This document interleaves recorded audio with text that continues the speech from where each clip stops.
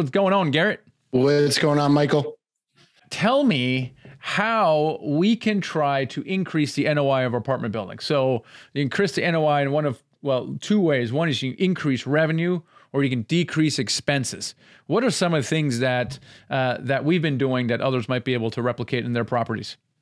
Yeah, I think there's some one of my favorites right away on the expense side. So at the end of the day, a lot of your value add deals, it's a revenue play for the most part. Now, on the expense side, a very easy one to knock out right away are low flow toilets. So you can put in your CapEx budget, it's like $300 a toilet or $350 a toilet, whatever it is. And that will automatically bring down your water bill, sometimes as much as 50% if the operator didn't already do that. And there's tons of deals out there that they have not done that on the expense side. And so that's a really cool way on the expense side to lower the expenses. But let's be honest, the majority of it is increasing your rental revenue and your other income as well. And so on the income side, the other income side, you can add additional fees on top of your RUBS, which are really helpful. You can add things such as valet trash, where you're charging a premium for that. Your valet trash costs $10 and you're charging people $25. So there's different techniques and different things you can do depending on the deal. They're going to increase your revenues, lower your expenses. Yeah. The key is looking for these opportunities. And I think sometimes you find them when you go to some of the comps specifically. Yes, you have some tricks up your sleeve.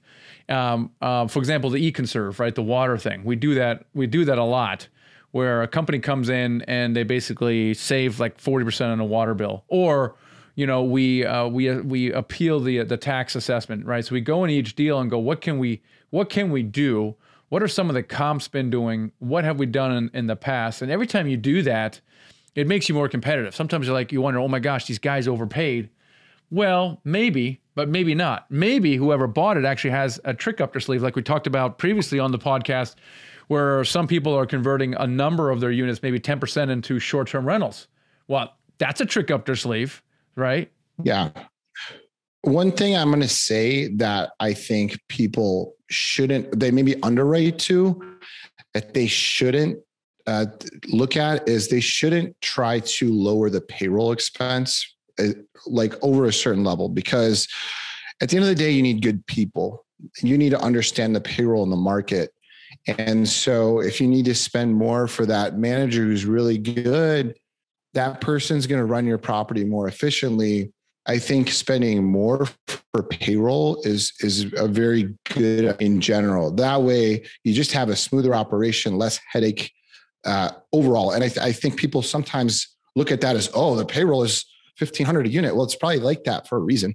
Maybe you can lower a little bit, but for the most part, if you can save elsewhere and still keep that payroll expense, I think that really is going to help your overall operation. It's an interesting idea where you actually try to increase your payroll. And I remember this was a mistake we did very, very early on, where we try to decrease payroll because we're trying to do a value add, but it didn't serve us, because now instead of being there full time, they're only there 20 hours a week, and that had other ramifications. So it's interesting. Don't skimp on the payroll, because at the end of the day, it's a people business. And we sometimes forget that.